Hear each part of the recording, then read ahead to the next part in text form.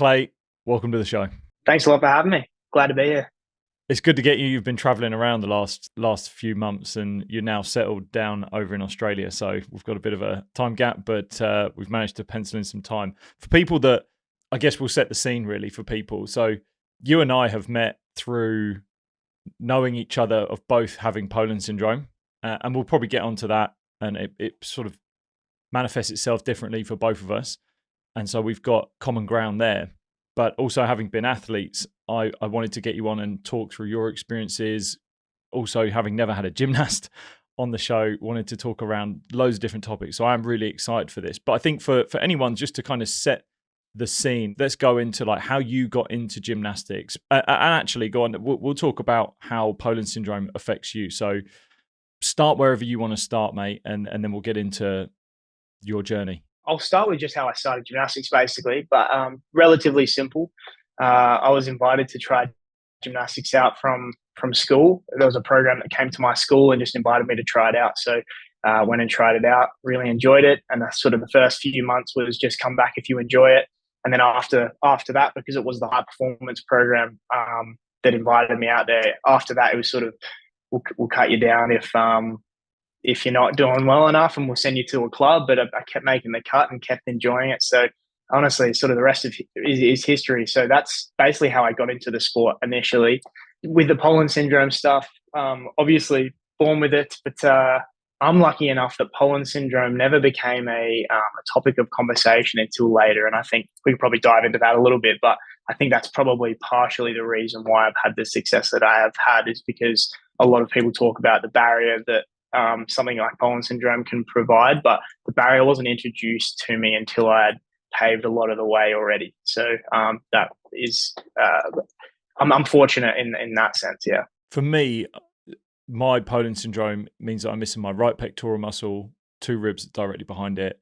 I think I'm missing a part of my lat, and definitely, pec major's not there, pec minor. What about you? How does it affect you? It's interesting. I'm interested to ask people about this sort of stuff because I don't know about you, but I've never had a scan or anything, so it's hard. It's hard for me to know exactly. But I'm not. I've got all my ribs, I believe. I'm missing my right pec, and my right collarbone is slightly deformed as well. So in the scheme of Poland syndrome, slightly minor, I would say, is mine compared to yours and compared to a lot of people that have Poland syndrome. But obviously, in elite sport, missing a major muscle group has had its difficulties. But yeah, I had a scan because of like backs and getting my back done. I had like full body scans, and they were also, and then had an MRI. I think I was having an MRI for my back, and I just said to the surgeon, I was like, "Could you do one of my chest as well?" And he actually said, "Well, like where I say I'm missing two ribs, I do they are kind of technically there, but they're almost like." They're barely there because there was no need for the bone to grow, because apparently bones will grow when muscles are attached to them and need to, it's early on in development. So yeah, I never really got that. So essentially they're kind of not really there. But gotcha. The interesting about the collarbone, I feel like my right collarbone, it's a little bit sort of little bit funky, and I'm interested to then go into Well, that. it was interesting. Go on, man. It's interesting because the collarbone thing for me, a lot of the time, I thought that my collarbone had it sort of sits like this. I thought it dropped because of a lack of pec. But after speaking to a lot of people, I think it must just be rotated or slightly deformed.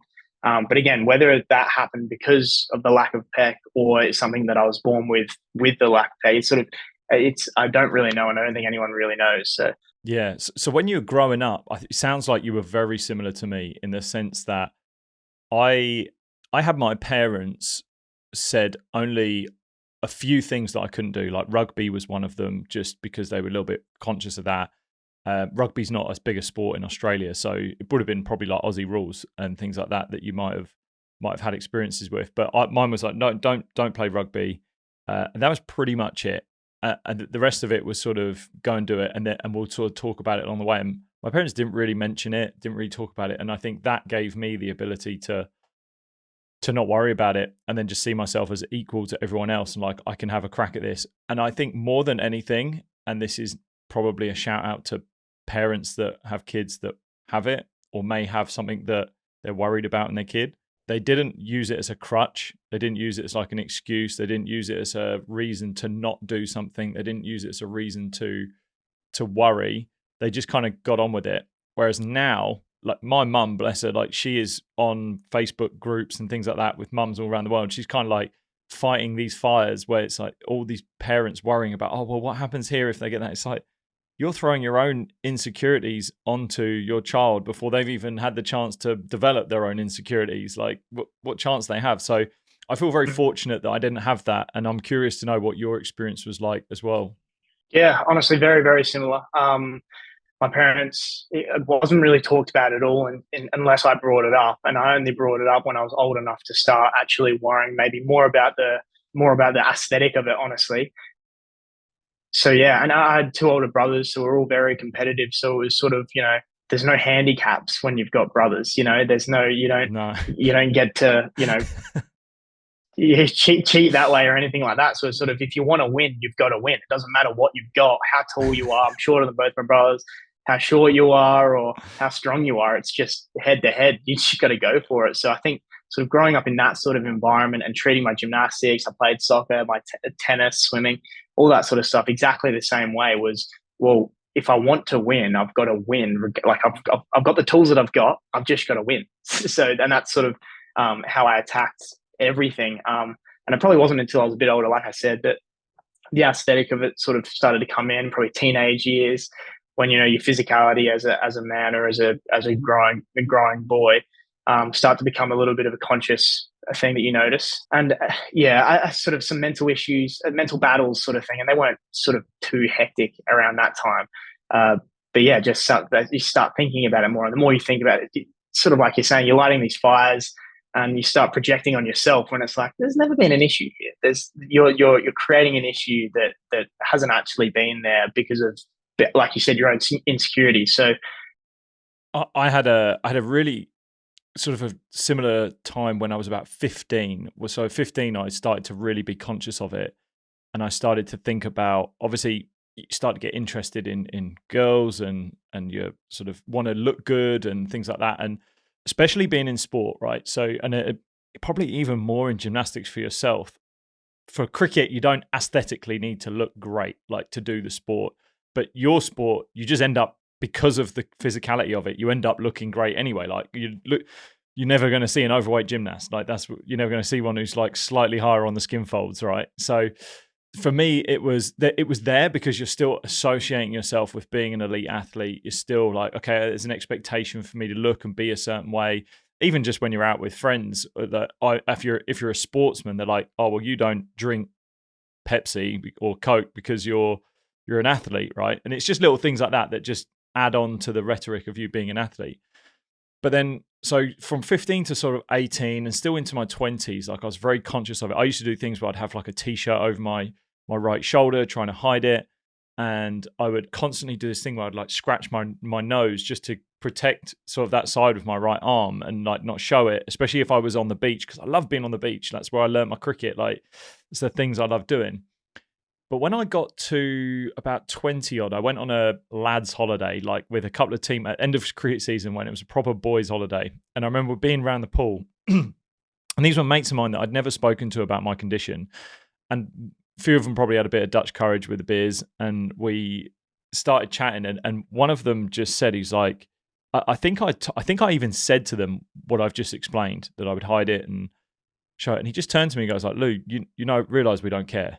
Like no one is really looking, and like we sort of like look at you and go, oh yeah, that's there. And even if we didn't know you, we'd probably still look at it and go, oh look, that's interesting. That's a bit different. But then you sort of get on with your life, and I think you always. I wish I'd sort of heard that earlier on, or started having that message nailed into me a little bit earlier on, because you realize the things that you're worrying about, you're thinking people are looking at you, you think people are worrying about you, when really within 2 seconds, they're back to worrying about themselves. Like they're just worried about whatever's going on in their life. And those insecurities that you might have are just a story that you're telling yourself that is really not true about yourself. And yeah, I resonate with that because being an adolescent, there's so many pools, and it's obviously, I think it's almost more now because of social media throwing more images of what a man should look like. And that could be confusing right now. So I was fortunate I didn't have that, but yeah, definitely an interesting. Explain, if you're happy to explain, some of sort of like the mental struggles that you had. Yeah, well, mine were sort of, my first mental struggles were probably like almost before high school, but it was that sort of stuff. And honestly, it's super interesting about the towel or the t-shirt that you throw over the right shoulder, because it's exactly the same thing. I went through exactly the same sort of thing. And I find myself doing it now even. Sometimes I'll find So myself right. with a t-shirt over my right shoulder, and I'll put it to my other shoulder just because I'm like, no, I don't need to do that. And I didn't put it there for that reason in the first place, but it's almost like a pride thing now. We're like, no, you're going to prove to yourself you didn't do that on purpose. But yeah, it was just, I remember sort of the one when I sort of consciously realized that maybe I need to think about this a bit more. Maybe I just acknowledging that it was something that I was struggling with. I had an iPad, sort of family iPad. This is probably before I even had a phone, honestly. And there was a mirroring app on the camera, and you sort of could mirror one side of your body to the other. So as your head went in, you could do a small face or a fat face and things like that. But I actually mirrored myself to my left side and actually saw what I looked like with No two way. pecs. And that sort of, when I did that and took a photo of that and was like, wow, almost in the moment, I wish I looked like that. That was when I was like, oh, like maybe we're running into an issue here where I actually have some sort of issue, not a big issue, but just some sort of issue, personal issue with the way that I look, some sort of insecurity. So that was probably the first time that I actually realized it. And I remember taking that photo and looking at that photo whenever I jumped on the family iPad. But wow, little things like that, it didn't stress me out too much. There was probably a period of time where I wore a t-shirt in the gym, and I was so close with my gym friends and my gym family is what I call them when I was training, that everyone was okay sort of mucking around and making jokes about each other. And that would just happen to be the center of the jokes that people made about me. And that was fine because it was sort of an endearing thing. When you make fun of your friends, it's sort of an endearing thing because you trust one another with that. But I started to be less comfortable with that when I started to become having my own personal insecurities with it. So that was an interesting journey to acknowledge. And I don't think I did anything specifically at the time because I was relatively young, still probably under 15. But it's an interesting experience to be able to look back on and see just it. I sort of observed it as it happened, sort of let it flow. And again, it's just sort of, I'm not sure if it would have been better if I'd addressed it, because again, sort of, are you lighting a fire that doesn't need to be lit, sort of thing? Or is it just one of those things? I'm not sure about that, actually. I'm not sure what could have been better or not. And maybe not addressing it was the best thing to do, but maybe addressing it and talking about it to someone would have been a better way to handle it. And probably that would have been the case. Oh, man, that's so interesting. That's such a wild thing that you did. I've never done anything like that, and I probably won't now. But I'm sure the word will be thrown around as body dysmorphia for this, and it's common in men that don't have a condition, right? So men that are, you show me a gym full of men pumping iron and tell me some of them don't have body dysmorphia, like you're laughing, really. So I know for a fact that was something that I had, and maybe if I really think about it, like you said, I do the same thing. I consciously or sort of subconsciously will put that towel over my right shoulder now and then change it or get rid of it now because I'm actively making it. And I think the difference now is that I just have a better relationship with it. I don't think you can get rid of this idea of body dysmorphia. It kind of will just sit in the background and be that noise, but it's just having a better relationship with that voice that actually helps you out, because you can listen to it, but you don't have to act on it. You don't have to think that voice is right either. You don't have to agree with it and believe that voice is the right voice to listen to. And then you can make an action-based decision to do something that makes you feel better about yourself, have more self-esteem, self-confidence. Whereas if you listen to that voice. Yeah, I think maybe the important step that I took was that voice is there for everyone. It's just saying different things to everyone. So, and I think that's maybe an important thing that I've started to notice is like, if I'm getting out of a pool and I'm a little bit like worried about, my pec or what people are thinking about that, it's every single person, no matter what they say, will probably be thinking about something when they're getting out of that pool.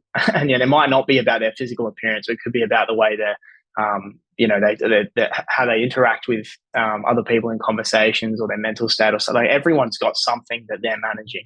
And I think sort of going into every situation with that sort of mindset is more comfortable, because you put yourself in a pool of everybody managing their lives the way their reality of the way it is, rather than everyone's normal and I'm not. It's like that just automatically separates you from the whole group. But you put everyone in the same group and say, well, everyone's dealing with something, and some may be more obvious than others. Some may be more severe than others. But there's something that everyone's the little voice yelling things that they don't want to hear at them.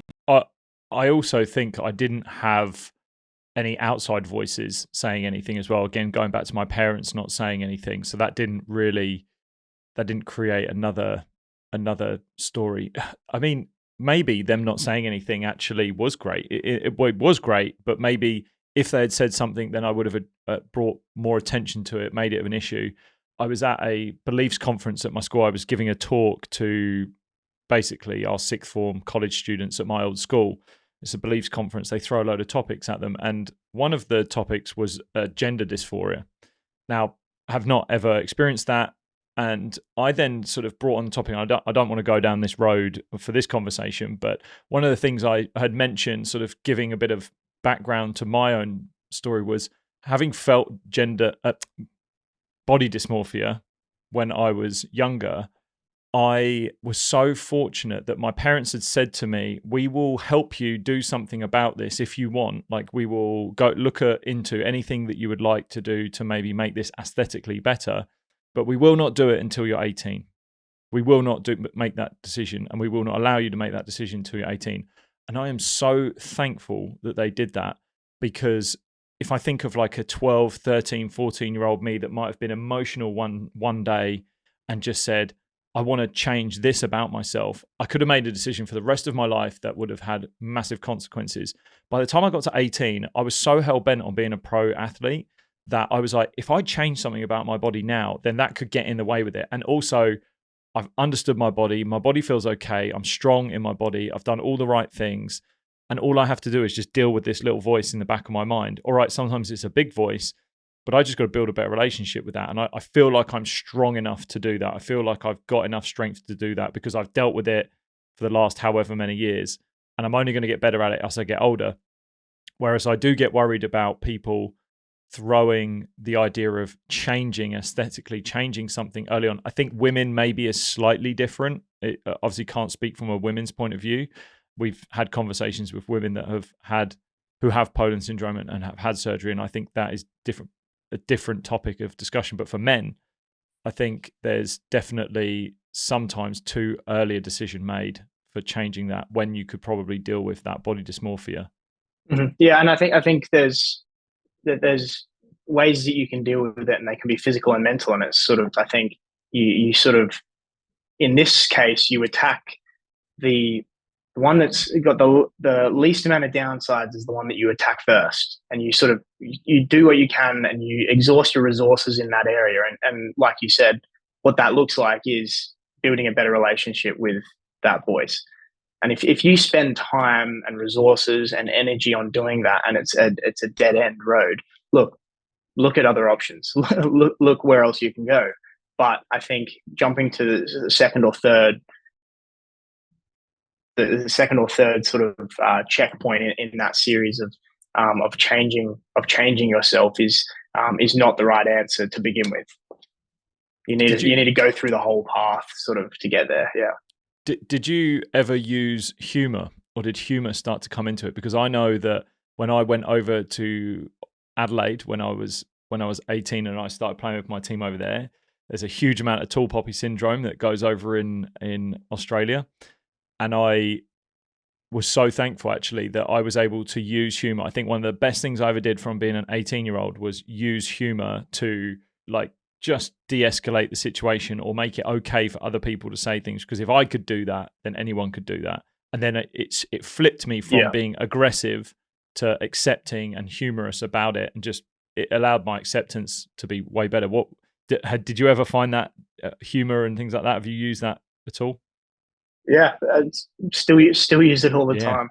Honestly, it's such a massive part of the Australian culture, is kind of taking the piss out of each other. And I think, again, everyone's got the things that they get taken the piss out of for. And, it happens for me a lot of the time. It happens to me, my pec. And the people that do it are the people that you're close with. It's sort of when it starts to become a malicious, when it's got a malicious intent from people you don't know, is when it gets a bit like standoffish. And that's when I may be a bit more, stern chested and aggravated about the instance, but it doesn't happen very often. I like to think that most people have the best interests. I assume people mean the best until they prove otherwise, rather than the opposite. Yeah, that's actually a great quote to think about that. I think too often the voice that I thought I had when I was younger, I was really angry. I used to be very protective, and if someone came at me, even if I knew them, like I would just protect myself through like anger and a direct aggression, not like physical, but just protect myself. And I think that was because I was thinking that they were thinking something else about me than what was really going on. And that if I'd probably thought of something like that, which was let them prove otherwise, like believe that they're well intentioned until they prove otherwise, that probably would have been slightly different for me. But yeah, humor just de-escalates everything for me. I think that's one of the keys to it now, because it's the part of being. We have a physical imperfection. You can see this imperfect part of us, or what is imperfect, right? But that's the cool stuff. That's the brilliant part about it. Like, we're all imperfect. We're all built different. And I think we've had to go through a slightly more escalated journey to self-acceptance. But I think essentially everyone's on that journey. Mm-hmm. Yeah, totally agree. Absolutely. So with your gymnastics, and I think even from a young age, let's get into a bit of the nitty gritty of it and the sort of mechanics of it all. How did you have people pull you up on it as you were growing up in gymnastics? Because obviously your sport is so physical. Like, it is all physical. You are purely using your body to do your skill. Did you get people say, no, you can't do this, you should be thinking about doing something else, you're not built to do this, your condition is not going to allow you to get to the highest level that you potentially want to?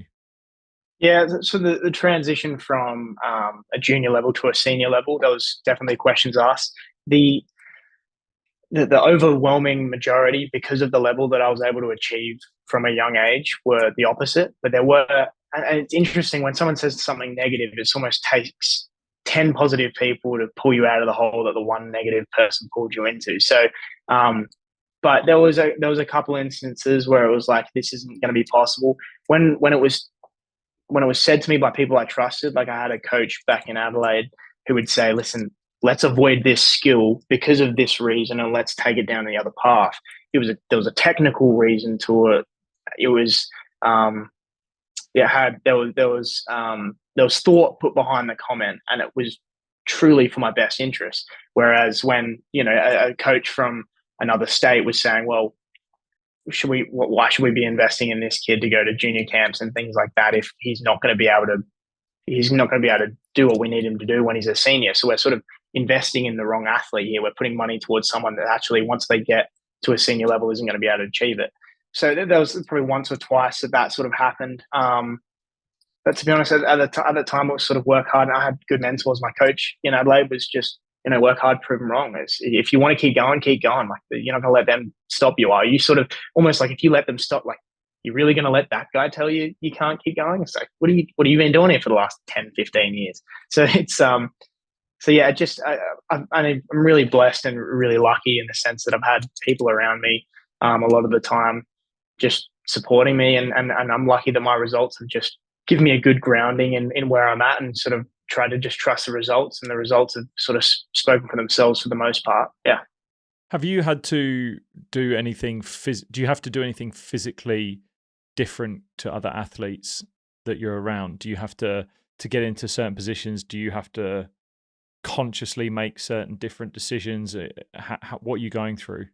Yeah. So I think one of the reasons I am at the level that I'm at now is because early on I made absolutely no changes. I was in the same program, did everything exactly the same as everyone.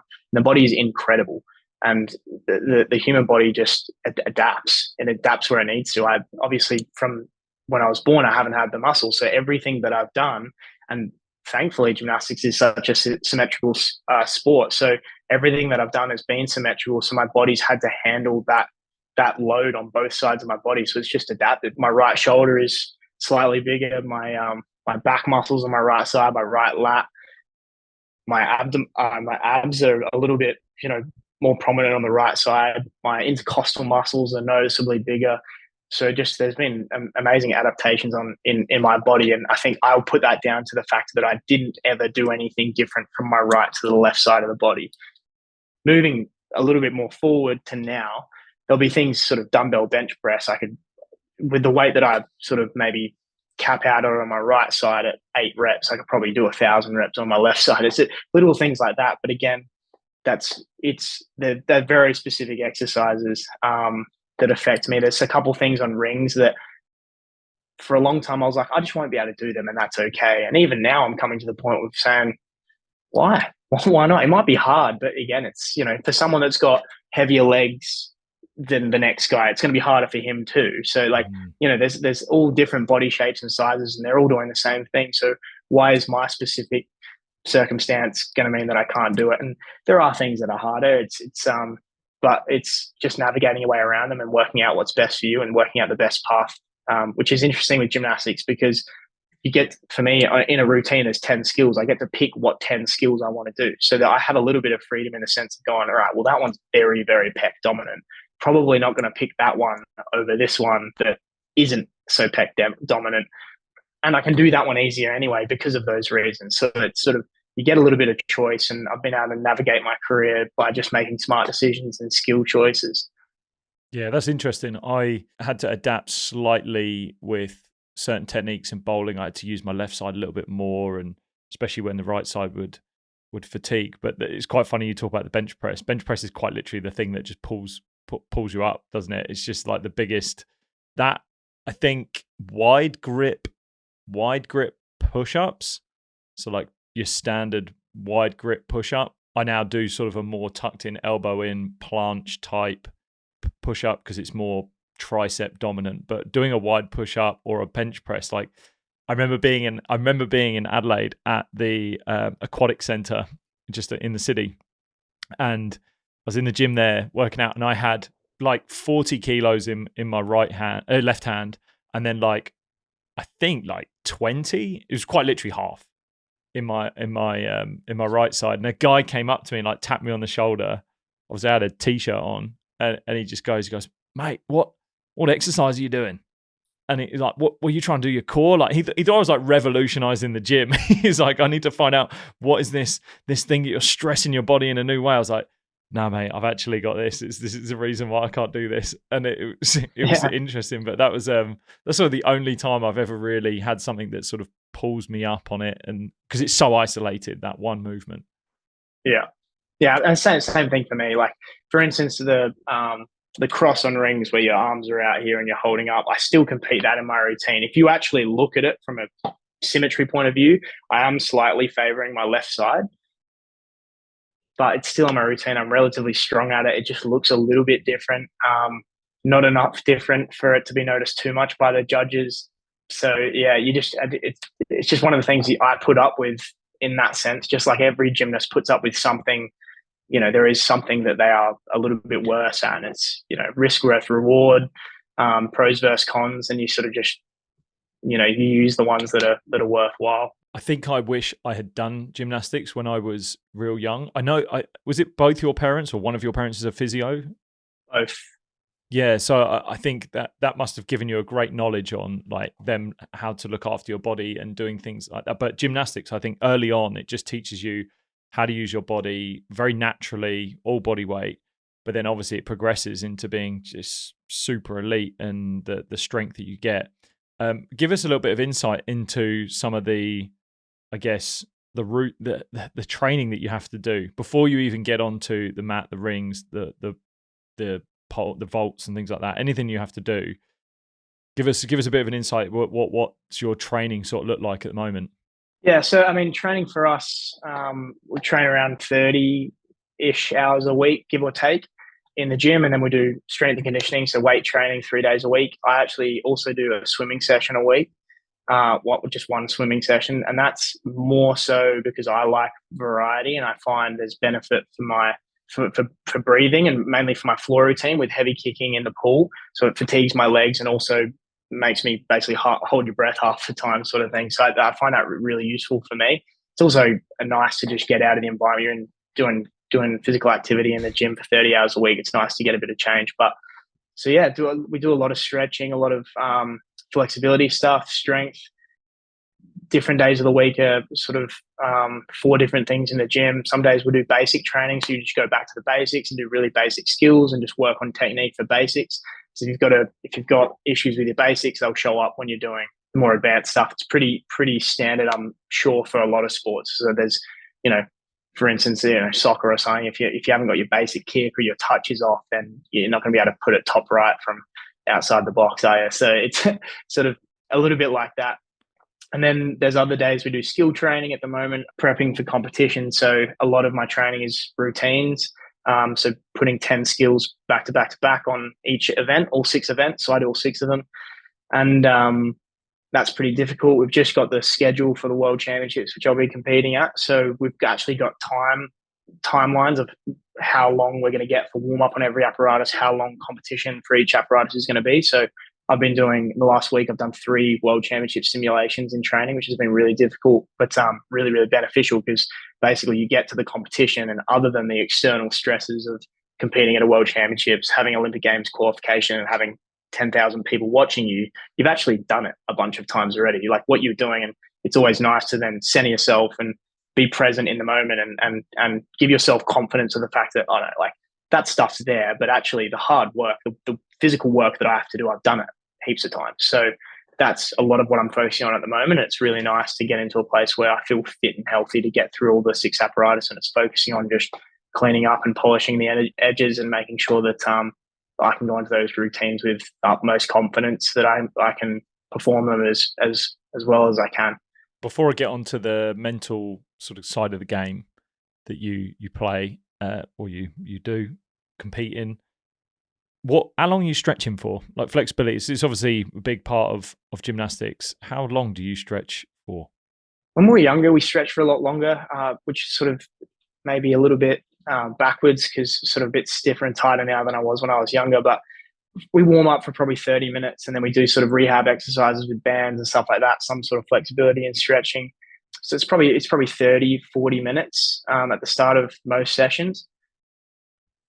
Sometimes a little shorter. If I've got an easy day, I'll spend a lot more time stretching and just getting my body right. Last weekend, I had a light Saturday training, and that just meant that I had a massive week. So I came in on the Saturday and just had a bit of fun, but just stretched basically the whole time. So an hour of just stretching and doing flexibility and working on shoulder range of movement, stretching out my glutes, because that has a big impact on my back. I have a bit of back pain. Hamstrings, quads, hip flexors is a big one too. So just stretching a lot, but it depends on the day and what we're doing during the day. But we should spend 20 plus minutes every single day doing some form of stretch and warm up. Does that not get mentally draining, having to warm up for that long all the time, every day? And I guess, how do you get around that? How do you deal with that monotonous grind? Because I even know, having played for a few years, like the warm-ups were almost sometimes the mentally challenging thing, and it's so easy to skip. So how do you stay mentally on it and not want to skip a warm-up when you know it's so important? Well, you don't ever get past wanting to skip it. You want to skip it every single day. But it's the act of doing it. I think I get to a point now where if it's something I don't want to do, it's probably the thing that I need to do, is sort of the way that I try to look at things. Stretching for me, I've had a lot of injuries in my career. So, I attack every session being like, we're not going to leave any stone unturned. And what that means when it comes to the start of the session is I'm not going to injure myself because I was too lazy to stretch at the beginning. We're also lucky that we stretch in a group. I've had previous teams when I was over in America where the warm-up was very specific, and I ran the warm-up every day, every session. So I actually had to count out every rep for all the 20 athletes that were over in America with me. And I led warm up, and that got really monotonous and tough. But again, that taught me sort of team resilience in the sense that, like, I'm doing this, I'm not just stretching and warming up for me, I'm stretching and warming up for us. We're doing this together. That was a team building activity. Now it's a little different. It's much more individualized, but we do it in a circle on the floor. We chat, so we make it a little bit easier. Everyone knows what they need to stretch. All the guys here are all senior athletes. Have been senior athletes for a long time, so we all know what we need to stretch and what we need to do. So it's different between all of us, but we have a joke and we sort of get ready, and it's that there isn't too much. I haven't had to come up with any strategies to not skip it. It just, it's sort of just part of the game. You just got to do it and just try to make it fun. Yeah, it's an absolute killer of a thing to do. I just feel like that whole idea of, if this is something that I don't want to do, then it's the right thing for me to be doing. That's a great mentality to have. The injuries that you've had, you said you've got, what does your injury resume look like? Oof, how far do we go back? Back in 2016, I had bilateral stress fractures in my back on L4. And what that meant for me actually long term is it's a non-union, which means the fracture was big enough that their bones actually haven't healed. So I've got to sort of live with a fracture on the left side. The right side healed, but live with a fracture on the left side of my spine on L4. That was probably my first big injury.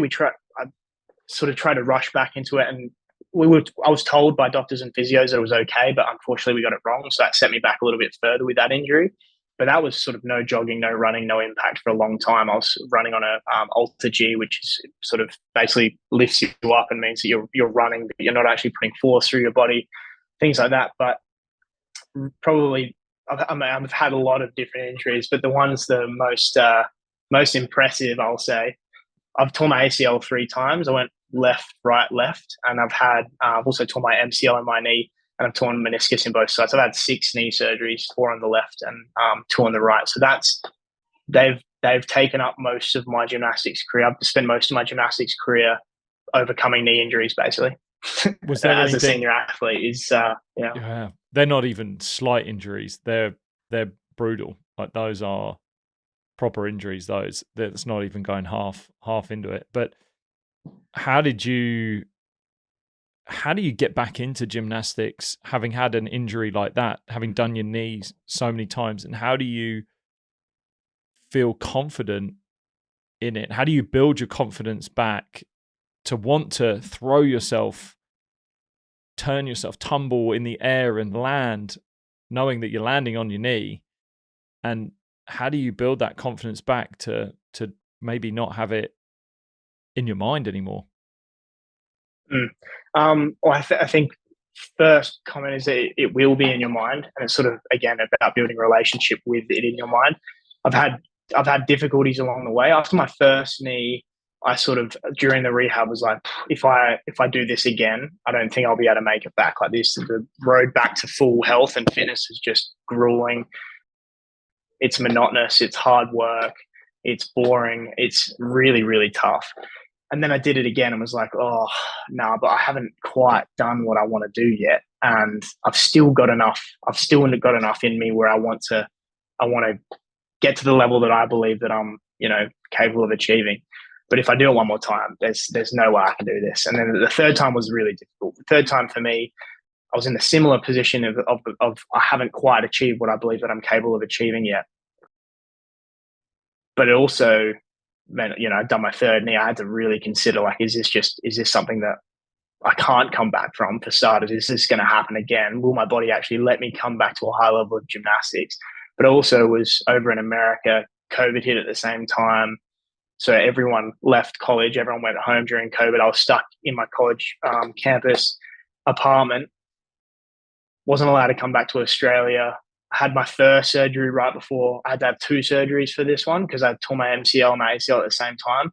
Had my MCL repaired, and then the second surgery, they said, well, COVID's hit. We're not doing any. What do they call them?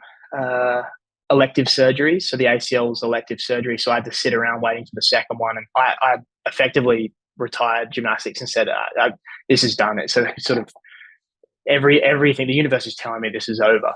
And then I remember having conversations with my parents, and they basically said, listen, that's fine. You do whatever you want. But please just rehab your knee properly, because you want to have a functional knee for the rest of your life, whether it's gymnastics or not. And the best place to do that was with the support of the gymnastics team and the physios that came along with that. So I ended up rehabbing the knee in the gym with the physios and things like that. Again, the floor, the bouncy floor and the uneven surfaces can be a threat, but also really, really good for rehabbing knees. It really makes you work on stability and things like that. So yeah, I got back into that, and just in the meantime, we're sort of playing around on the equipment. And I remember when I was sort of 3/4 of the way through my rehab of the third knee, I was standing at parallel bars, just waiting for my turn, just sort of watching one of the younger athletes sort of stood next to me and was sort of looking up, and he just sort of tapped me and goes, how cool is this? Like, how cool is gymnastics? Like, we get to flip our bodies around. This is so awesome. And I had this crazy moment where I was like, I've literally never, ever said that about gymnastics ever in my whole life. At no point have I said, this is so awesome. It's just been my job. I've just gone to work every single day and just grinded at this goal. And I'm like, how boring of me to have viewed my sport as such a monotonous thing, when really, like, what we do is incredible. And it actually is so fun if you give it the opportunity to provide you with that happiness. So that lit a massive spark under me to just be like, you know what, I'm going to get back into this because I know it's fun and I want to have some fun doing this sport. I didn't do this sport for so long to not have fun. And it was in having fun that I got back to the level that I'm at now. And when I got back to the level, it was a promise that I made to myself where, you know, if the pressure or if how hard you have to work, or if, you know, the goals you're setting are negatively outweighing the happiness and the joy that you're getting from the sport, that's when it's time to call it. And I've sort of lived by that and sort of, you know, managed. And of course, when you're preparing for World Championships, there are things you don't want to do and you sort of give and take a little bit. But that's really what lit the fire under my belly, or in my belly for the last one. But it wasn't easy. I also lived for a long time at the Australian Institute of Sport, which is where I'm at now, with a lot of para athletes come through here.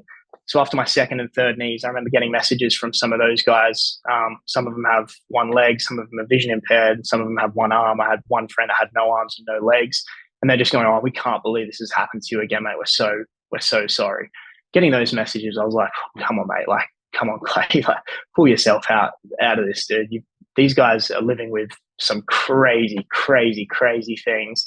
Your knee will be repaired. Just a bit of work for the next 12 months." So I guess the word that pops to mind there is just perspective, and I was provided with the perspective that I needed to bounce back from those injuries. But yeah, you're welcome to comment on that. But I can also go into the idea of sort of having those mental blocks and actually trying to get back into the specific skills. I still struggle with that today. It's something that I still have to tussle with on a daily basis. Well, let's go into that, but I think I'm so glad you said perspective, because that's just the thing that was ringing in my mind now. And how I've got a similar thing in my back, like fracture that will be there. And I had my first one when I was 16. I had my first fracture, and my first sort of 2 years out of the sport that I loved when I was 16. And I always look back on it now. Obviously, hindsight's a beautiful thing. And I remember thinking, leaving the doctor's surgery, going, this is it. But it was actually, I think they had said, this will be it for you. But then I got in the car, my dad had said, right, let's go rehab. Like, let's call the strength and conditioning coach, let's get going. And it was fairly similar to what your parents had said, sort of like pushing you down the road of like, go fix this, if anything, get yourself stronger, better. And then during that process, my God, like I owe that part of my life to the work ethic I now have. I got well known in my teams and things like that later down the line as having a really good work ethic, but it was built when I was 16. It was built in that period. And I think I had this huge perspective shift which goes from, well, it's not even perspective shift, it's just this drive and this fire, like you said, where it's very easy to get injured badly and think, this is it, this is the end. And you're living in that very emotional state early on. But then after a while, that subsides. It's sort of like you go through this breakup period with yourself, and then eventually you go, okay, what's the step that I can take? And then when you get into that gym and you start seeing a tiny bit of progress, which undoubtedly will happen because your body will heal, you then start to go, okay, I'm missing out. I want to be doing this thing. I'm seeing other people go ahead and I want to go and do this as well. And I love the fact that you had that moment where you got a perspective shift of the enjoyment side of doing what you do. And that's an awesome story and an awesome moment for so many people, because not many people get that throughout their entire careers, even injury free or not. Like, they don't necessarily get that chance to stop and go, I want to enjoy this. I want to embrace that. That's an awesome part to it. No, absolutely. And I guess the other thing that I will mention that I think was really useful for me was just setting tiny little goals. And like, you can climb a mountain just by taking a 1 centimeter step upwards, as long as you're willing to take lots of them. And I think those ones tire you out less than if you were taking, a third of the amount of steps, but they were slightly bigger steps. It's just set your goals and make them incremental. I think that's really important, especially with the ACL surgeries, to sort of enjoy the little wins. And the little wins can be very, very little, but really celebrate the little wins. Yeah, love that. So let's talk about those mental blocks then. So you're coming back from injury. Let's say this would be quite big for a lot of people, I think. So you've been injured, really bad injury, and now you're getting yourself back into physical training and going back into doing your skills. How do you get over those mental blocks from having been injured to getting back to full fitness? Yeah, well, I don't know if many people that will be listening to this or yourself have heard it's called a term called the twisties. It's actually Simone Biles talked a lot about it, and which is why she had issues over at the Olympics. But the twisties is something that I've never had, and it's something that most gymnasts will have. And there's one skill on floor that is in my floor routine at the moment that it gets me a little bit. And it's one of these things that when you're twisting in the air, you just lose where you are. And that's scary at the best of times, because you're 1.5 meters, maybe 3 meters in the air, and you're coming down and you don't know whether your head's up or down. You don't know whether your back's to the wall or your front's to the wall. You just really have no understanding of where you are, which is a scary thing. For me, you add the extra thing of, well, I don't know where I am. If I land improperly, then one of my knees is going to go. That's where my head goes. When I get the twisties, it really scares me, because for 0.1 second, I've done my ACL again. And that's a voice in my head that I can't get out when that moment happens. And there's one skill specifically on floor. It's in my floor routine now. Because it's happened a few times, it's in my mind as I'm lining up in the corner of the floor, looking down the floor, going, my first thought wants to be, I hope I don't get the twisties. And sort of, it's that initial thought that it's always going to come in, but you throw it out straight away. The thought needs to go straight away. If you ponder on it, the chances of it happening are higher, or you'll be too scared, you'll make a different mistake. And it just comes back to sort of technical goals that you have to remind yourself, little keywords of, for me, it's sort of looking over my left shoulder and making sure I see the ground here. If I see the ground there, I know where I'm at, and that's what I'm looking for, because I'm actively looking for that. My brain doesn't have the opportunity to wander and think about what else could happen. So for me, it's that with that specific skill. When it comes to it's just in general, it's really, really difficult. People will have different things that they do, depending on what sport they do or what skills they're doing in gymnastics specifically. But for me, it's keywords and making sure there's certain things within the skill that you can actually hyper focus on, so that your brain doesn't have the opportunity to wander into these other areas of fear, basically. Love that. That's so cool that you've got this self-talk cue process that you will use, and it's really, really effective. Like we don't have, obviously most sports don't have the twisties because you're not physically putting yourself in danger like that, but we have the yips, for example, in say cricket. Like, you just feel like you just can't control your body. You're almost having this out of body experience, and all goal orientated is going towards wanting to achieve the outcome that you want. It might be throwing the ball in a certain direction, but you go to throw that ball and it goes so far off the right direction, and you just almost can't. You're just immobilized by your own body, and it's a really interesting way to do it. But to get people back to that, you have to like strip back and then find those key words for people to simplify it, because essentially the yips is this sort of this over processing of information, like you're talking about, and then the twisties, like you're having all of those thoughts, like what if, where is that, why, how, what's going on, where is this, where's that. It's just so much information to be able to process very quickly. It's almost near impossible.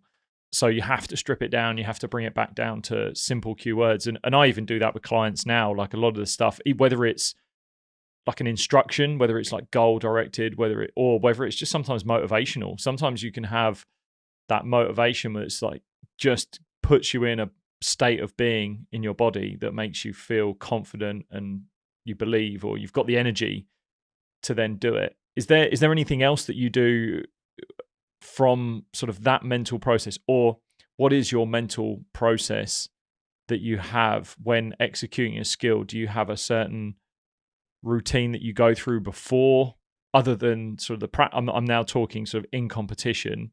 What are you taking into competition to mentally prepare yourself for an event? Yeah, so at the moment I've sort of narrowed down that I've got keywords for each routine. And a lot of them are just about specific skills. There's so much muscle memory in all these routines because of the amount of numbers that we do that we can perform all of them. It's just, again, about not overthinking. And the way that you combat not overthinking is by sort of hyper focusing on one thing and let the rest kind of take place. So I've got keywords for every single one of my routines that I'll say to myself during, and I'll say, before, and then I'll say during my routine at certain points. It's got certain checkpoints during my routine that I'll remind myself of those things. And it just lets me settle back into the routine if I'm getting a bit nervous, or just cues me up to make sure that my technique's correct on the next skill. I also, before I do an apparatus, I'll visualize myself doing the routine. So in my body as if I'm actually performing the routine. And then I'll do a separate visualization of myself. I watch myself do the routine from a third person as well. So I do both of those visualization techniques. I find they're both useful. I find both of them separate are useful. If I do them both together, it's comfortable. The difficult sort of bridge that I've maybe that I'm just really interested in it at the moment is I'm really attacking being present at the moment and being mindful of my thoughts and being in the moment. So visualizations is obviously like the complete opposite of that. You're visualizing something literally that you're going to be doing in the future. So bridging the gap between visualizing and then coming back to right now and understanding that hasn't happened yet, but you're right here. But, so it's running yourself through the routine mentally, but then also bringing yourself back here, because if you start visualizing too much, I've had instances where I visualize myself and I start visualizing myself make mistakes, because again, it's sort of, that overthinking comes in. It's like, what if I make this mistake? It's like, no.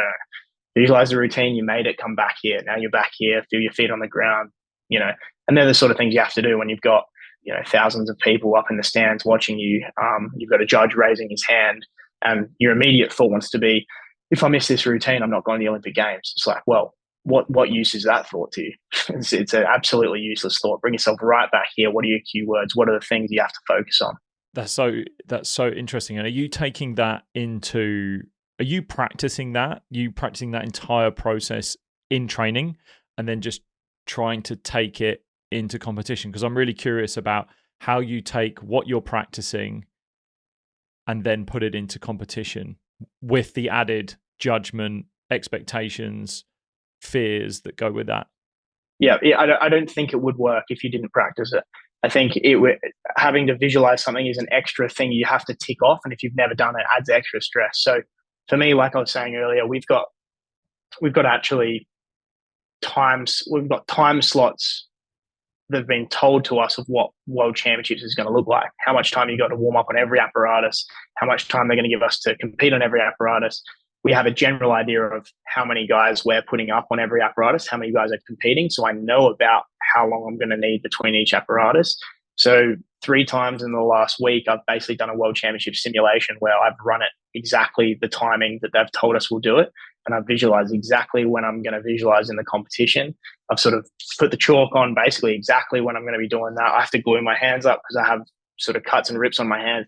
I've glued up exactly after which apparatus I need to do it. So it's routine, and it's making sure that everything when you get there, everything in your control is going to be exactly how you practice it. And then those extra things, they're just going to be there no matter what. There are always going to be things out of your control. But if you've got your little your little toolbox of the things that you've practiced already. There's so much you get so much belief and confidence in taking that toolbox into competition with you.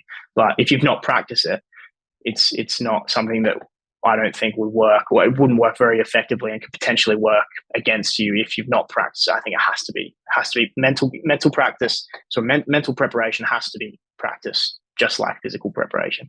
With the nature of your sport and the judging of it and the scoring system of it, what's your relationship like with perfection? It's difficult. It's hard because everything we do has to be perfect. So our routines start off perfect, and then everything we do we get deductions taken off of it. So any mistake you make means you've failed the perfection goal, sort of thing. And it's interesting because I've even seen the same thing within my life. It's everything has to be perfect. If there's a problem, I want to fix it. I want to fix it right now. I want to make sure it's as good as it could be.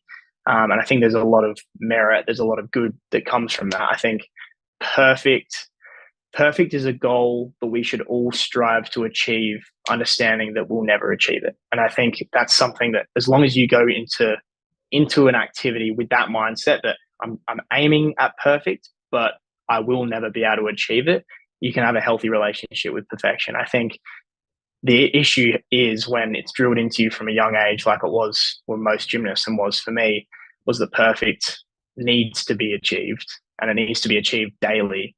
And if you don't achieve it, you've failed. I think that is sort of what a lot of gymnasts have to go through, I think. And I don't want to speak for everyone, but a lot of sports people in general probably go through that. So yeah, I think that's basically what my relationship has been with perfection, is just navigating those two things and making sure that I understand that perfect isn't achievable, but it's still a valiant goal to have. I think it's such an interesting environment in gymnastics, and I'd probably put diving in there as well. And I'd had very early on in the podcast now, Rich Hosseini, who was a strength and conditioning coach by trade. He's now doing slightly differently, doing different work now, but he was on the Team China strength and conditioning team for their diving team. And he tells this story about how he saw a diver, and with all of his team watching, practicing a dive, and it was a difficult routine. And essentially, diver jumps, goes in, and twists, turns, and then failed it horrendously, like belly flop style.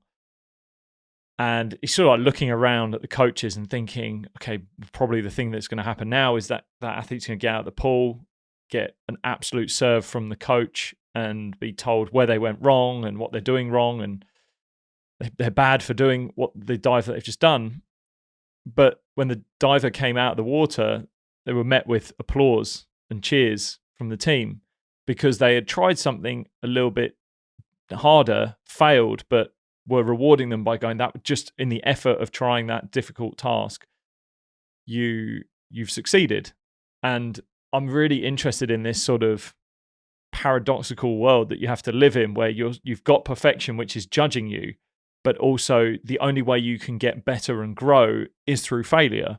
And so what does your relationship with failure look like in gymnastics for you? Failure is a common occurrence, daily occurrence.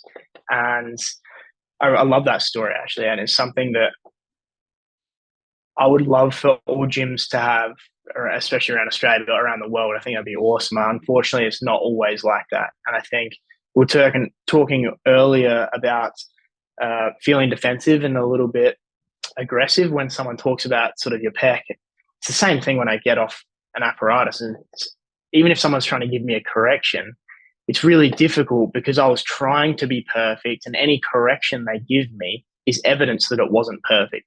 So it's this pride thing where you have to drop your pride in order to actually get better. If you're not willing to drop your pride and accept the fact that it wasn't good and that can be better, then you won't get any better. And that's a really, really difficult thing when your whole life, basically, or your dreams in the sport are anchored in the fact that you've got to be perfect. So on a daily basis, there's failures, and it's a daily challenge to accept the failures in pursuit of perfection. What do you do within your culture to sort of embrace that failure? Do you do it more on a personal level, or do you guys make it a bit of an active part of your culture and value system that you hold? It's probably something we don't do enough of here, to be honest. It's such a high level with all the guys we train at. I think it's probably a relationship that we need to work on better. I know that I definitely have plenty of room to work on in that area, and I think probably a lot of athletes around the world do. I think it's a really difficult thing to be able to accept the fact that you've got to fail to be perfect, and not necessarily perfect, but to get better. And I think it's a concept that we all understand. I completely understand it, but from the day to day, skill to skill, I have hundreds of turns doing different skills every day. And when it's just correction after correction after correction after correction, you start to be like, I could really do with some positive feedback, or, like I want to do something perfect so bad because everything's, but just accepting the fact that it won't be. It can't be perfect. It can always be better. And that comes down to the trust that you have with your peers, with your fellow teammates and your coaches. And it's something that coaches have to battle with probably the most, because again, their job there is to get you better. So inherently their job is to point out the places that you can be better. And that's obviously a really, it's a bit of a tightrope that they have to walk, in the sense that they need to be supporting you and being positive enough to keep you motivated and keep you goal driven. But also they need to give you the hard information and the hard truths of this needs to be better because X, Y, Z. So I don't think I have any super duper tips, honestly, personally. I think it's probably an area that I need work on, and will continue to work on. It's always been up and down. It's interesting you say over there as well, because I think my experience with Australia culture as well is that it is built on wanting from a man's side, from a men's point of view, it still has this, not stiff upper lip because that's associated with the UK and us Brits, but it's definitely got a macho side to it, and it's still tussling with the slightly softer, more vulnerable approach, and seeing that as a strength because they're not realizing what's sort of on the other side of it. Whereas I see so many people sort of creating a mask or an armor that actually that armor only deflects the opportunity for like growth to happen. And I actually think about when I was younger and I was really defensive. I was really protective of, I didn't want to show failures. I didn't want to show that I was unable to do something. And that could have come from my condition or my ability at the time. But when coaches would offer sort of something new or different, I would like bat it away and just be like, no, I've got myself here with this, and look how good I am at this, and would try to project an image rather than accepting and allowing in, ripping that armor away and actually allowing in the information.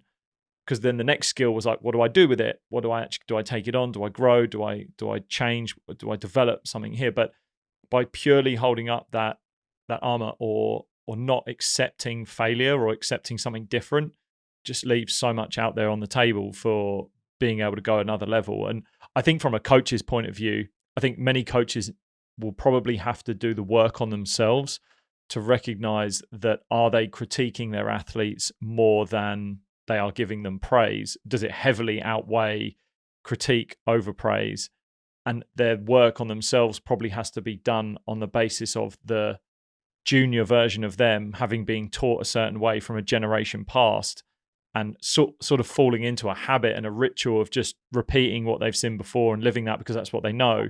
That takes strength, that takes courage and bravery to completely change the way. And I can even see that in sometimes myself when I interact with people and I'm being a certain way that I've been conditioned, but it's so far away from what I want to be.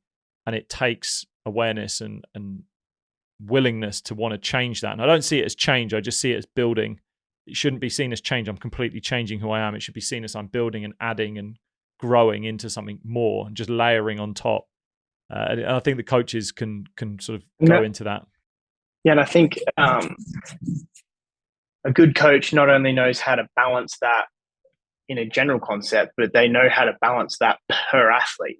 There me versus the next guy, I'm going to need a completely different balance of of constructive criticism versus positive reinforcement than the guy next to me is going to. So a good coach not only understands how to balance it, but can manipulate how he balances it depending on who he's delivering the information to. Yeah.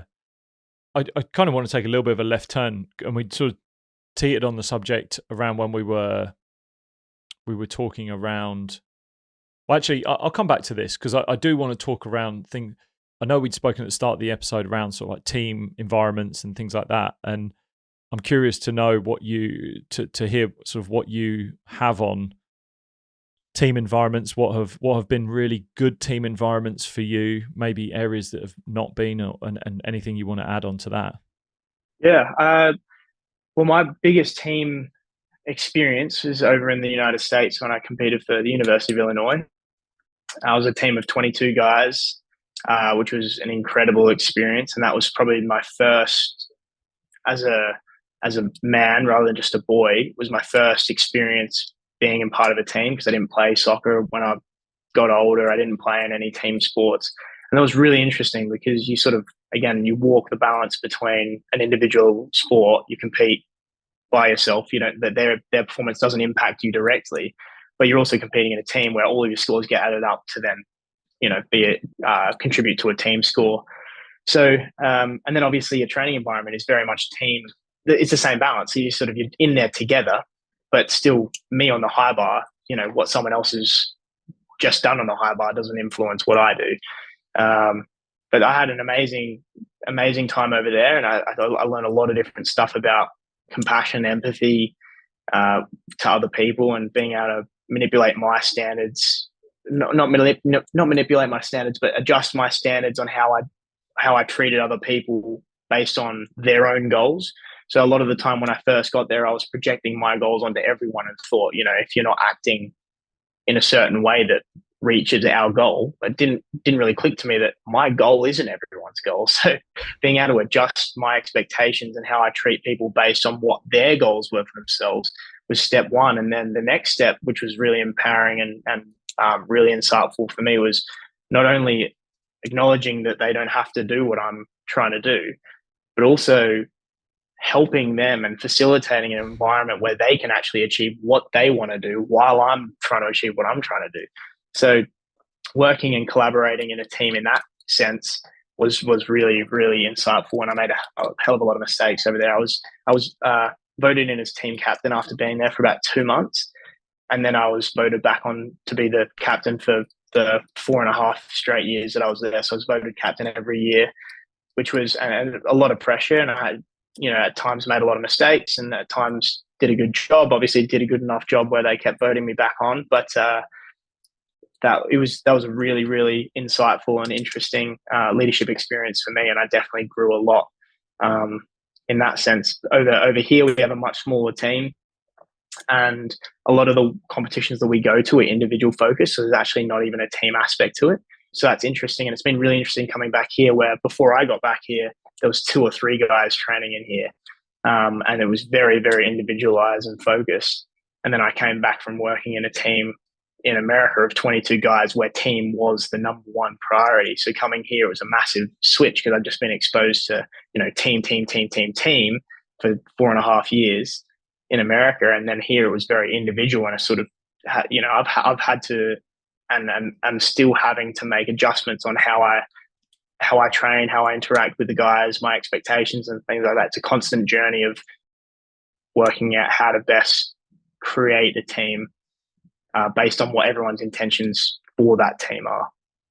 That's interesting. And I'm always curious around how the team events in gymnastics pan out, because again, it is such an individual, you're not doing anything with anyone. You're still on your own, but you're doing it in a team environment. It's almost like, it's like golf and the Ryder Cup. I always find that one an interesting one as well, where you've got 2 teams of individuals competing as individuals, but as a team. Like it's just, again, an environment that I'm not used to, because I spent so many years, everything I've done has been in a team.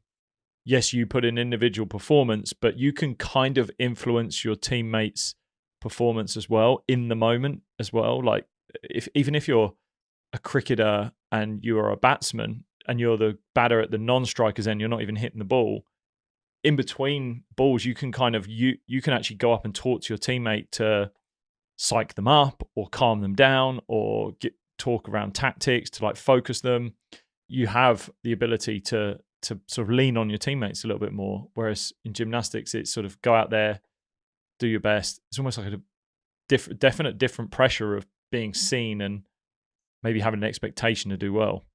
And then there's definitely ways you can impact a person, and that's one of the things you start learning when you join a team. Is again exactly the same thing. And as one of the things that I did with the team over in America was we talked through what we liked to talk about before a competition, during a competition. So it got to the point where all 22 guys knew exactly which guys needed to be G'd up before their routine, exactly which guys need to be left alone, exactly which guys need to be talked out of their negative hole, exactly the guys that want to just, throw their guards around and have a bit of fun before their routines. And everyone knew what everyone needed so that we created an environment that facilitated the best performance for every individual athlete. And everyone played a role in that. I think that's the important thing is the team. A team is a team because everyone's willing and bought into creating an environment where the team's mission can be met, even though each individual athlete and each person has a completely different role within the team. It's still collaborative, and we all had a team. We had team values and things like that we'd all stick to. And your personal values can be different from the team values. That's no problem. But the problem arises when your personal values actively are opposite or actively or negatively impact the team's mission.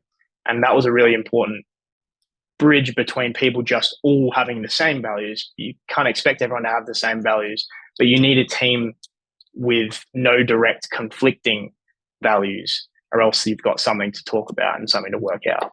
Yeah, I do think if you want to be a part of a team, there has to be an element of you that is willing to shape and mold what you have into that team. So not just from a skill set, but actually from your values, and say, I can still live my values within this team and this environment, but there are going to be times where I'm going to have to live a team value. And that is my entry price to being in this team. That is it. It's very interesting. I always talk to people in business around this. I always think businesses could have this mentality a little bit more, is that so many businesses are interested in sports and culture and values and how you live them.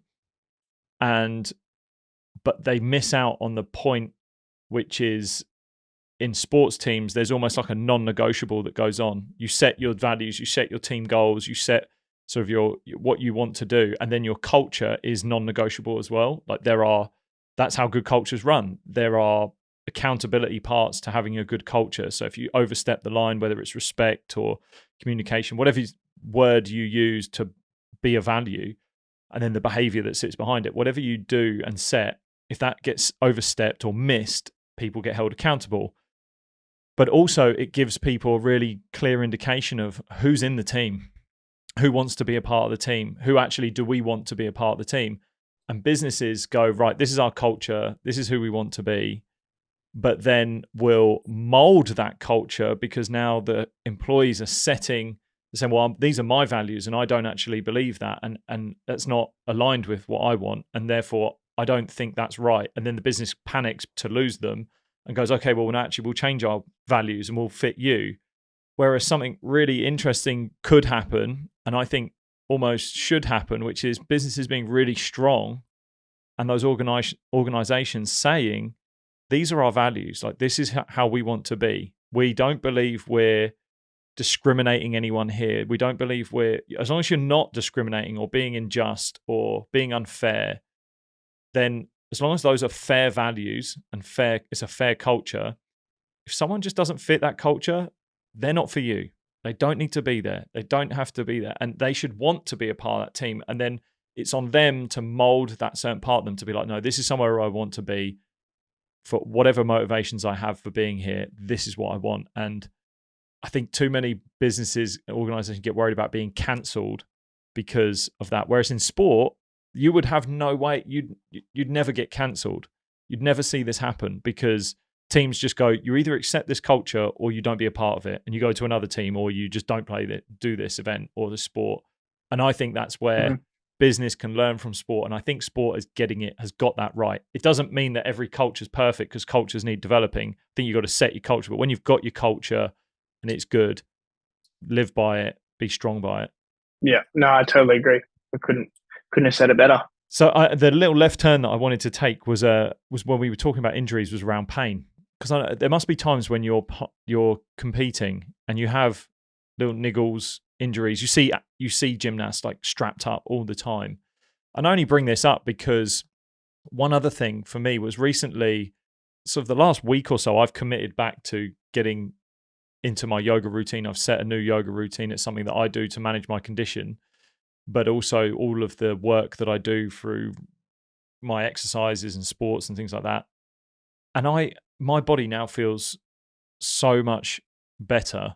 And I have changed in the last week. I just feel more myself. But I now look back at the guy that I've been for like the last 3 to 6 months. And I was just walking around in pain and allowing pain to dictate who I was, and actually the person and how I mentally approach things. And so I'm curious to know about how you deal with pain, because I think we wear it as a badge of honor sometimes as a man as well. We're sort of taught like you have to feel pain. You have to feel pain to grow and be better. And that's what you got to grit your teeth and go through. And I think I fell into that trap too much over the last few months. Whereas actually, it can actually hold you back from being the person that you want to be, from being the type of person you want to be, and interacting with the world and your goals, ambitions, by just purely living in this state of pain. So I'm really interested to hear what you might have on that. Yeah, I think the fear in sport is, if you escape the pain, does that mean you are hopping off the train to wherever you set to go? And I think you dive into this mental space of, in order to get there, if it feels like this now, it might get worse, probably won't get better. If it gets better, I might have gone off track. And I don't think that's the right way to look at it. It is, in sport, it's really difficult, because when you're pushing yourself to the limits, you're doing exactly that. You're pushing yourself exactly to the limits, and to find those limits is really difficult. So a lot of the time, whenever you're trying to find your limit, whether it be mental or physical, a lot of the time you got to teeter over the edge a little bit to see where the edge is. And elite athletes, unfortunately and fortunately, both positive and negatives come with it, is that you walk very, very closely on the edge, which means a lot of the times you lose your balance and you'll go over. So whether that be with injury or pain's a difficult one. Everyone has pain it sort of feels pain differently and has different pain. So from a general point of view, it's kind of difficult for me to talk about pain in any way other than sort of how it pertains to me. But I have a lot of pains in my knees. I have a lot of pains in my back. For me, it's about deciphering which pains are necessary and which pains are not necessary, and being really honest about that. And I'm really lucky that I've got a medical support team around me of doctors and physios, massage therapists that I can have those conversations with, and we can make sure we're checking things up. And unfortunately for sports people, for me especially, recently leading into this World Championships, is some of it has to be masked by anti-inflammatories. It's not necessarily, it's not a long-term solution at all, but it's something that I think a lot of people get stuck with that as the only option.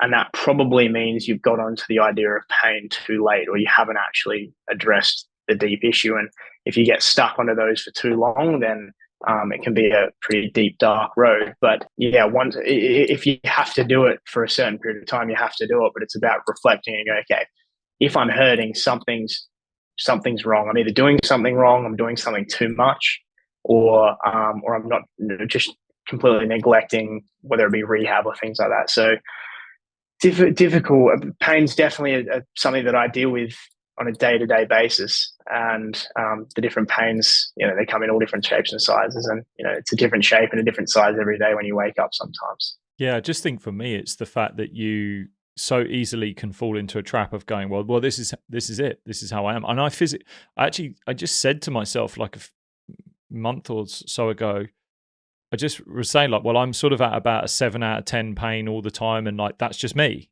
And I just now have thought like this week and last week, I was like, what a ridiculous statement to say to myself. That doesn't have to be the way. Like, as long as you are just making your life so much harder by being in pain all the time.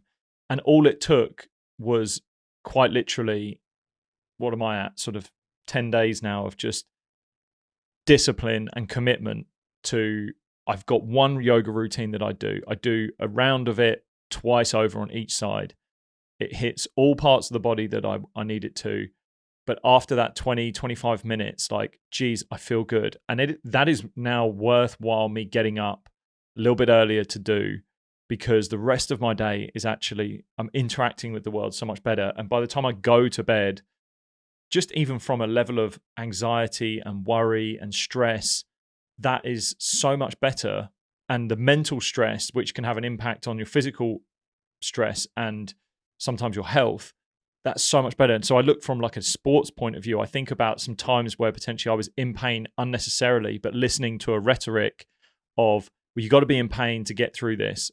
Whereas, so I think it's about splitting pain and discomfort. Like, am I uncomfortable right now in this moment, or am I constantly in pain?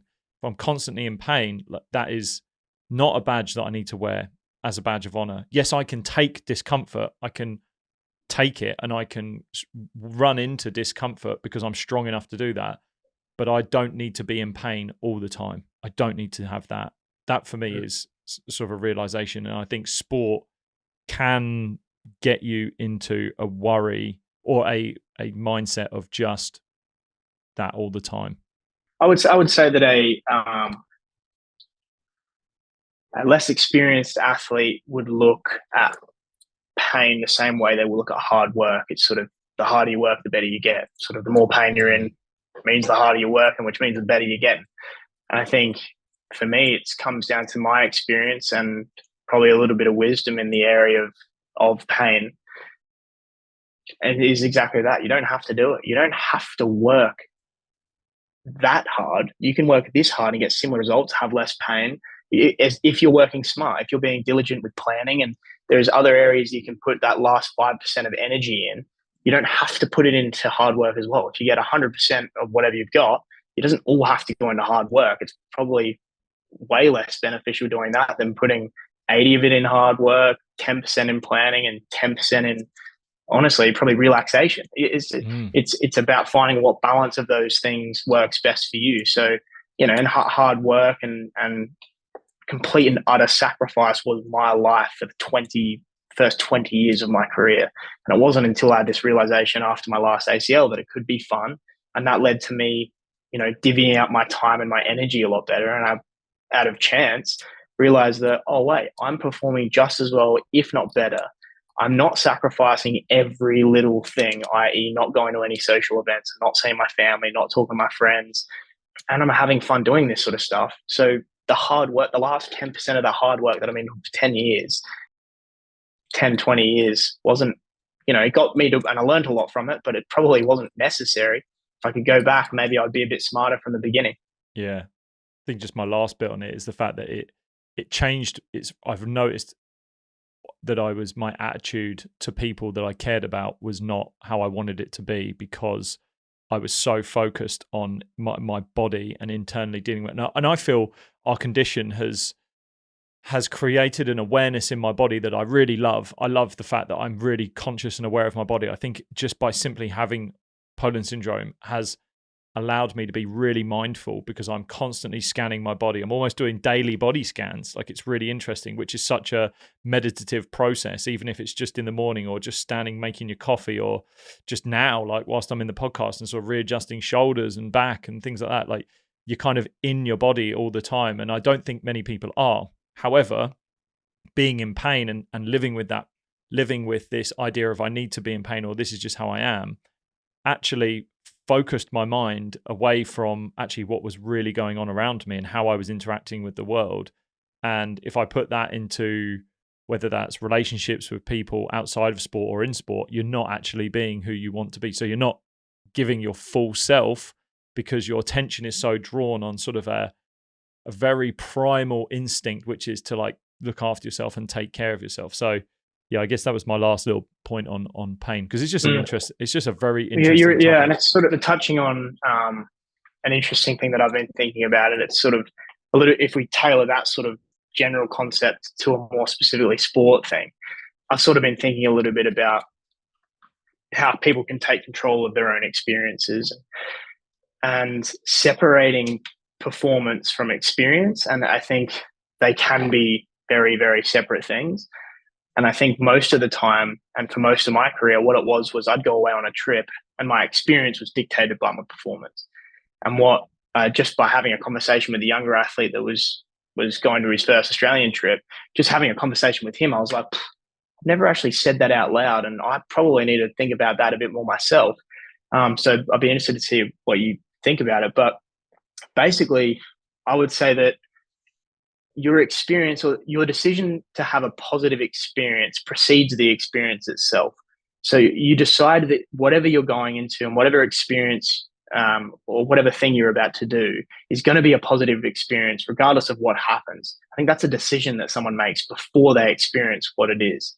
And I think that going into a competition or going into an event like that means that whether the results are good or bad, or whether what happens to you is typically good or bad, if you're going in with a positive mindset and with the decision that the experience is inevitably positive, then there's nothing but positivity you can take from that experience, regardless of the results. If you don't make that decision before the event, if you don't decide that this is going to be a great experience and you go in with that mentality, then what you do is you leave, all you have control over is the results. And if the results don't go your way, then the results are dictating your experience. And you walk away with a situation where you potentially didn't have great results. And because of that, you don't have a good experience. But in my experience with competitions and things like that, I can have a good competition and a bad experience. I can have a bad competition, a good experience. I can have good and good. I can have bad and bad. And the difference that I've been able to identify is that it's my mindset going into the competition. I'm always preparing for the results exactly the same way. I'm always working smart, working hard towards the results. But it's when I actually have a diligent process of preparing for the experience as a whole, when I prepare for that and say, this is going to be such a good experience, then that's when I come out of it being like, wow, that was such a useful amount of information, a useful time that I had. Yeah, look, I think for me, it is, I love that. I think it's spot on. The bit I would add in as well is, and I talk around people linking their self-worth and their self-esteem and their self-confidence with the expectation of their outcome. So they may go into a performance expecting something, and that expectation can literally kill them. That can cripple them by there being so many things that are out of their control. Makes it quite interesting in your sport because there are so many things. You don't necessarily have too many external factors. Your role is to practice your routine and then execute on the day. So your job is execution. In another sport, if we take tennis, anything that's got an opposition in it, there are so many things that then become out of your control. They become, in a sport like mine, cricket, there are conditions that become out of your control. That needs a level of acceptance of what's going on there. But I love that you're talking about almost highlighting whatever this experience, this performance, how it goes, I can make this a good experience on the way I bring myself to that experience, that performance, and then see it as an experience. Because we so often will say in a performance that was a bad performance, therefore I am bad. And that's where we're linking our self-worth with our performance. It's I've had a bad performance, now I am bad. And I think that's why having personal values, personal goals, and intrinsic motivations going into a performance is really important, because the outcome, the result, no matter that, even though you can influence it, it's not 100% guaranteed. It's not 100% guaranteed. If you put in an amazing performance of your routine, you nail it 100% like on the day, and a competitor could suddenly have upped the difficulty and had their blinder of a day. But so does that make your performance a bad one, right? It doesn't. You may not have had the outcome that you wanted, but you have done everything you can to make that experience the best it possibly can be. So I love that. And I think it's so important to make sure that you have those expectations, the motivations set, and you're not linking your performance with your self-worth. And that does take some work. That takes that active process of, before you go into something, journaling, writing it down, talking it out, saying to yourself or someone else, this is what I want to see this as, rather than, and I value myself on the effort and my attention that I put into an event, rather than just the outcome. Yeah, I think deciding that it's going to be inherently positive before it happens allows you to accept the things that you can't control. There will be, for instance, specifically for gymnastics trips, it might be, travel gets delayed, the food isn't the food you usually like to eat, your sleep gets interrupted, things like that. If you have expected it to be, if you're prepared for it to be a positive encounter with these things, then you'll do exactly that. You would attack these issues with a smile on your face, knowing that that's a positive thing, because whichever way you want to spin it, it might be it's making me more resilient, or this is just the way it's going to be. Every international trip that I've been on, something else has gone wrong. And every single time the next trip, make sure I adapt what I do, my preparation, and make sure I can adjust for that. That doesn't happen, something else happens. And now the understanding of that, and the acceptance that not maybe, definitely something is going to happen, it just relieves all pressure, because now you're expecting the unexpected, which means you're ready to adapt in any way that you need to. It's not, this has to be perfect. It's, well, how do we make whatever it is we get to, how do we make that perfect? Yeah, it's so interesting. Speaking to Dr. Gordon Flett on the podcast, sort of a godfather of perfectionism, he talks about being an adaptable perfectionist rather than a rigid one. And if you were to be offered something as an athlete, which is two choices, and you can only have one, you either can be adaptable or perfect. Which one sounds more appealing? And I would actually say adaptable, because you can still have excellence within adaptable. Like, you can adapt to any scenario. But if you're perfect and you're rigid, that doesn't necessarily mean that you're going to be able to adapt to different scenarios, different environments, like anything that's out of your control in that time, and you'll just get tangled up in knots. Adapting sort of is interesting. Adaptation is interesting as well. There was this quote, and you might have heard it, but it's about environments, and it's something along the lines of the same boiling water that hardens an egg softens a potato. So, and the way that I look at that is, our environment is inevitably going to impact us. Our environment will have an impact. We know that it impacts us. The next sort of level of that, which I've started to sort of play with a little bit, is we have an opportunity and we have a massive part to play in what that inevitable impact is going to be. So whatever environment you're in, you, in a way, get to decide whether you're going to be the egg or whether you're going to be the potato. So you know that the environment will affect you. You do have some part to play and some decision and some responsibility as an athlete and as a person to decide, how am I going to let this environment impact what I'm doing? And that's sort of another sort of concept that I'm playing with at the moment. And again, it's a really empowering one as well, because it gives you the opportunity to take responsibility of what's happening. You don't have control over your environment, but you have some sort of control over how you are able to adapt to it. And that doesn't mean that all environments are completely adaptable, because I would encourage an athlete that if an environment is detrimental, you can move. But first, evaluate how you may be able to adapt to get the most, at least, out of the environment that you're in. Well, I think kind of leading on with that analogy, I would say that analogy of, am I the egg or am I the potato in boiling water?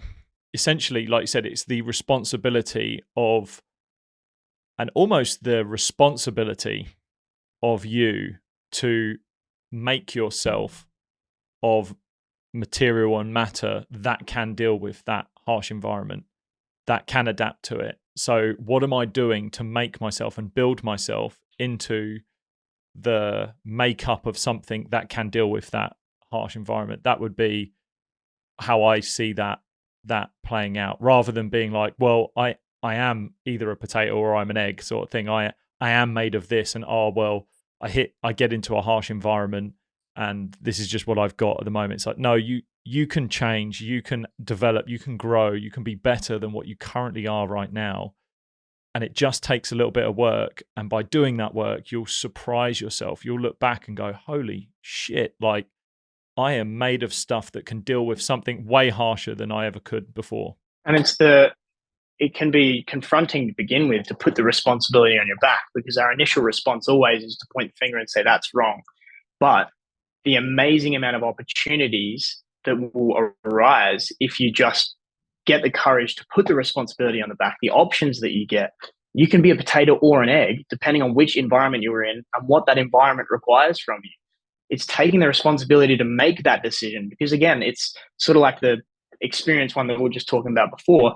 If you don't make a decision, your environment will pick for you. You don't just stay in the middle ground. You will be one or the other.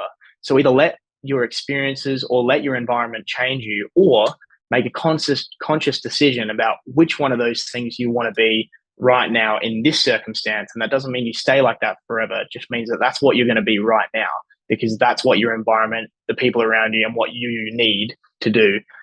But because you've taken hold, you've taken responsibility, gives you the option to adapt.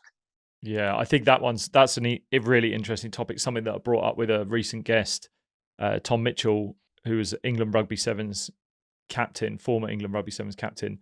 And we spoke about whether we thought that sport environments had shaped who we were, which they undoubtedly had. But not only that, had they squashed a part of us that we were a bit sort of sad and disappointed that it squashed. And I agreed with him. I said I think there are parts of me that have been squashed from sport environments that I've been in, but it has also been so valuable in creating the person that I am today with so many good characteristics.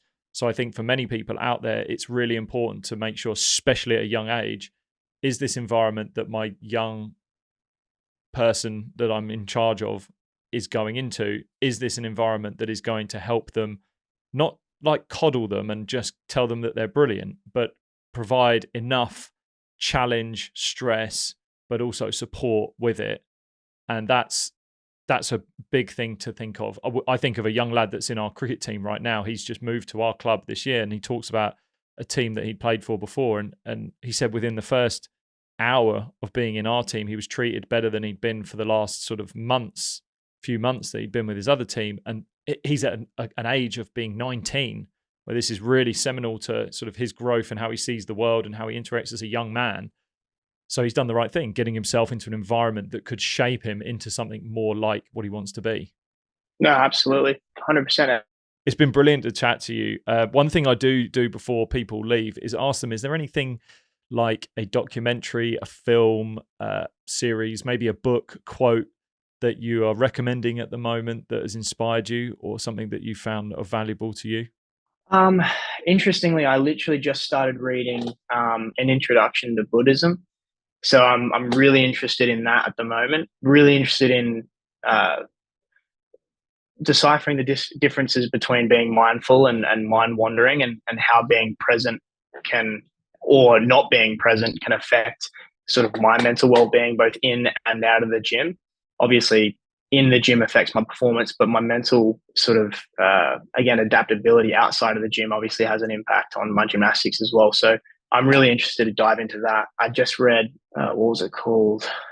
The Way of the Superior Man as well, which I thought was a really, really interesting book. Again, it wasn't necessarily sports related or specific, but once again, just being conscious of yourself and the decisions you make and why you may make decisions that you do.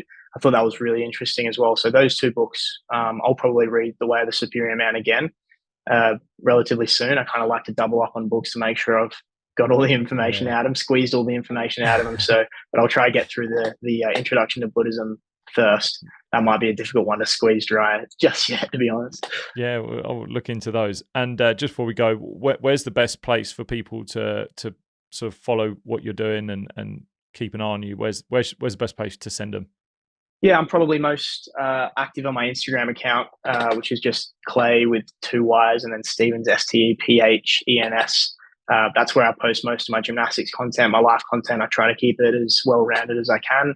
But yeah, that's the best place to catch the updates on what I'm doing. No worries. We'll link to all of that in the show notes. Mate, it's been awesome having you on. Really loved chatting to you. It's been one that I have enjoyed following you on Instagram to begin with, learning more about you, seeing your career develop all the way from the knee injuries, trips to America to where you are now. And honestly, best of luck going into the World Championships, and like congratulations just on just getting into it and into the team, because there will be loads of athletes that you would have had to compete for. So condition or not, it's a genuine feat that you've done. And yeah, best of luck going into the World Championships. I'll be watching, and I'm sure people will be cheering you on. Awesome. No, I really appreciate it. Thanks a lot. And yeah, thanks for having me on. Always good to chat. Hopefully we'll chat again soon. Cheers, mate.